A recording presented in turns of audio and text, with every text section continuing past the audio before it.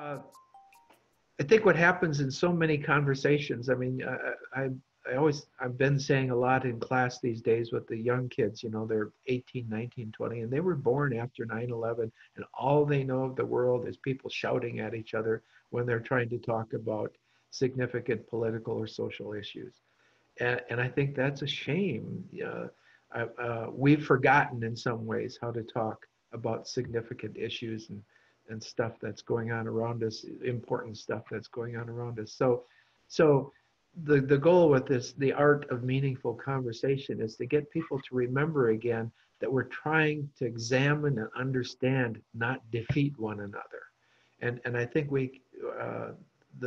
it's a real moment of victory when we can hear someone else's thoughts and accept their differences and where they're coming from.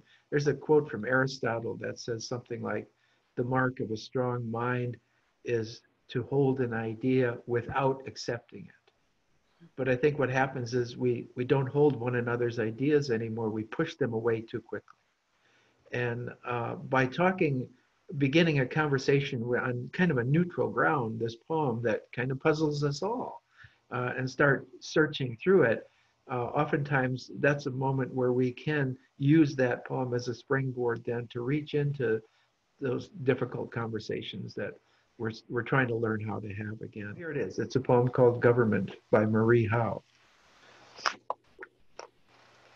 Standing next to my old friend, I sense that his soldiers have retreated. And mine?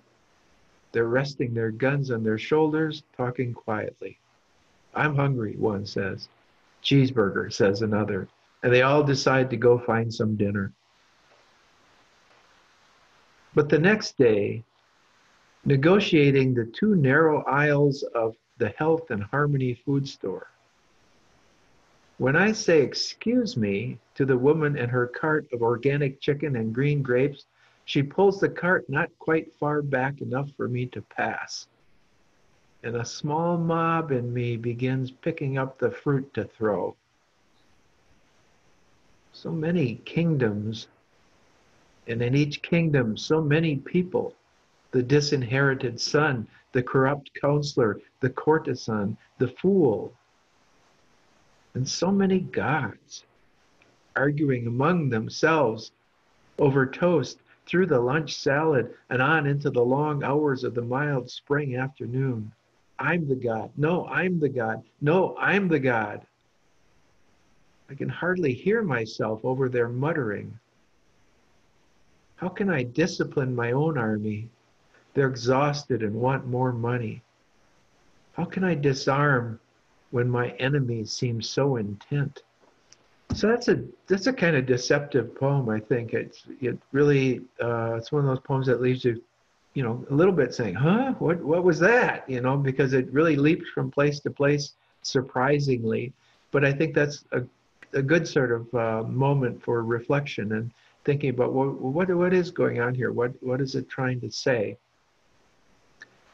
And what are my thoughts when I listen to this? How do I react to this?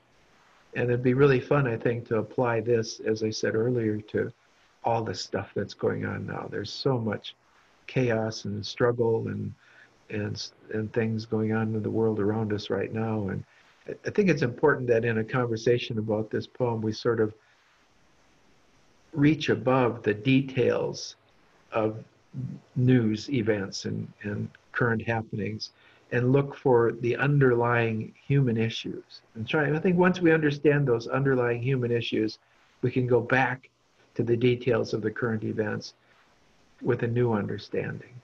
And that's my goal here.